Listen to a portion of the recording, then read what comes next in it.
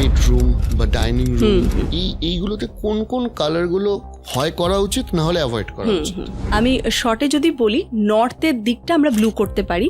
এবার যদি আমি ইস্টের কথা বলি, সেখানে পেস্তা গ্রিন অথবা লাইট গ্রিন কালার আমরা ইস্টের জন্য ইউজ করতে পারি। এবার যদি আমরা যাই সাউথ বা সাউথ ইস্ট, যেটা অগ্নিকোণ, সেখানে ডিপ রং আমরা ইউজ করতে পারি, কেন কি সেটা মঙ্গলের ডিরেকশন। তো সাউথের ডিরেকশনটাতে বা সাউথ ইস্টের ডিরেকশনটাতে আমরা রেড কালার, অরেঞ্জিশ কালার বা পিঙ্ক কালার, যে কোনো ডিপ কালার কিন্তু আমরা ইউজ করতে পারি। এবার যদি আমি আসি ওয়েস্টের দিকটাতে, পশ্চিম দিকে কি কালার হওয়া উচিত, তো পশ্চিম দিকটা হচ্ছে আর্থ এলিমেন্ট, সেখানে তুমি ব্রাউনিশ কালার করতে পারো অথবা ইয়েলোইশ কালার যদি কেউ করে তাহলে বেটার হবে। এটা তো ভিতরের কালার গেল, বাড়ির বাইরের কালারের ক্ষেত্রে?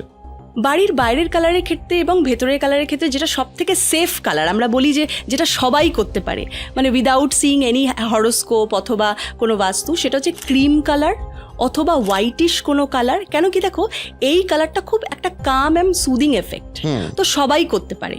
লাইট কালার যদি বাড়ির ভেতরেও করা হয় সেটার কোনো সাইড এফেক্ট হয় না, কিন্তু যখনই কোনো উগ্রতা কালার আমরা করছি, সেটা direction deep colour, deep blue colour, navy blue colour, red colour বা ইয়েলো কালার, তখন কিন্তু অবশ্যই আমাদেরকে ডিরেকশনটা দেখতে হবে, এটা আমাদের কোন দিকে আমরা করছি।